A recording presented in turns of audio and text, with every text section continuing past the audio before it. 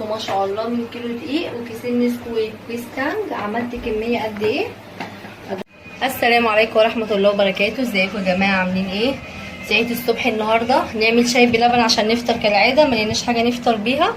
قلت اعمل شويه بيتي فور بالبرتقال نفطر بيهم، ايه نشربهم جنب الشاي، ناكلهم جنب الشاي بلبن.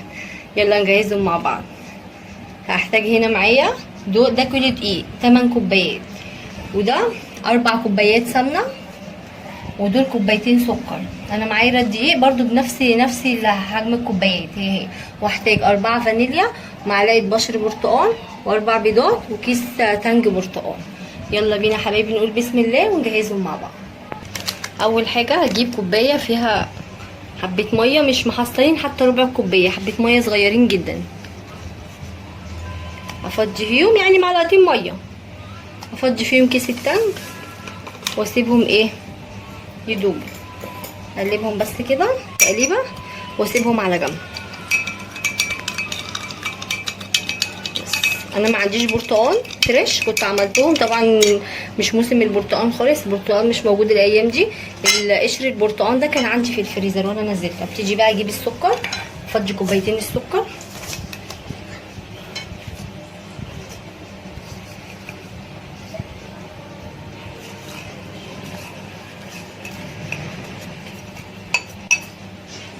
افضي عليهم 4 كوبايات السمنه. طبعا السمنه لازم تكون ايه محطوطه في التلاجة شويه، او الزبده حسب ما تحبي تعملي. الدقيق نصه سمنه والسمنه نصها سكر، يعني انا حاطه 8 كوبايات دقيق على 4 سمنه على 2 سكر. اضربهم بقى كويس بالمضرب لحد ما الخليط ايه يبتدي يبيض معايا. اعملهم بقى وارجع لكم.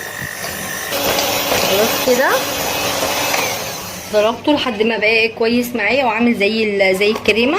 السكر ده تماما مع السمنه. بعد كده هنزل عليهم بالاربع بيضات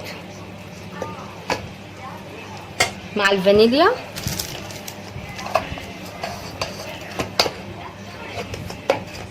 تيجي بقى افضي الاربع اكياس فانيليا، كل بيضه ليها كيس فانيليا.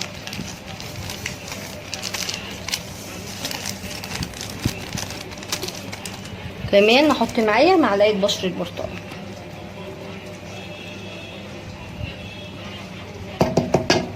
تيجي بقى اضربهم كلهم مع بعض.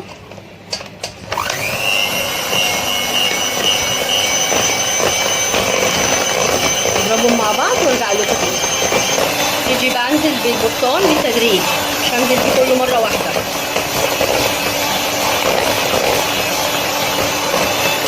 احط شويه واضربهم واستنى يضربوا كويس عشان الخليط ما يتفش مني ويبقى ايه مش مظبوط.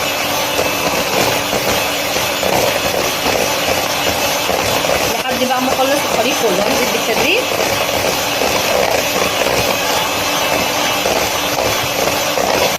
تيجي بقى انزل بالدقيق كده كله، الخليط يتخلط كله مع بعضه. تيجي انزل بقى بالدقيق كله اللي معايا واقلب، انزل واقلب انزل واقلب. ما بيحتاجش عجن كتير اصلا، يا دوبك بيتقلب كده. ممكن ايه اقلبه بقى كله مع بعضه وارجع لكم. خلاص كده العجينه تمام معايا، ما خدتش مني عجن كتير، يا دوبك لميتها بس بايدي وكنت بقلبها بالسباتولا. هبتدي بقى اخد قطعه عجين واحطها هنا في المكنه. بصوا العجينه جميله جدا وريحتها حلوه قوي من البرتقال مع بشر البرتقال، جميل جدا. تيجي بقى احطها، تيجي بقى اقفلها، احط فيها الشكل اللي انا عايزاه، اقفلها بقى. تيجي بقى من هنا بسم الله،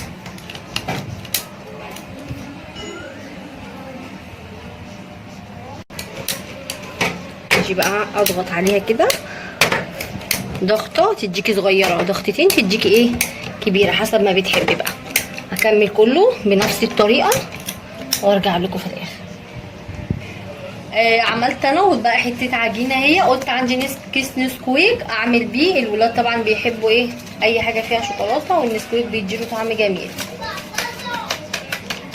هقلب بقى العجينه واوريكم الشكل ده. حطيت عليها كيسين نسكويك، حطيت واحد لقيتها محتاجه واحد تاني، حطيت عليها 2 وقلبتها بمعلقه سمنه وقلبت العجينه كده بقت تمام معايا. تيجي بقى احطها جوه المكنه. تيجي بقى اعمل بالشوكولاته، كمل بقى الكميه وارجع له. تمام كده، عملت كل الكميه اللي معايا. بصوا ما شاء الله، من كيلو دقيق وكيسين نسكويك وستانج عملت كميه قد ايه.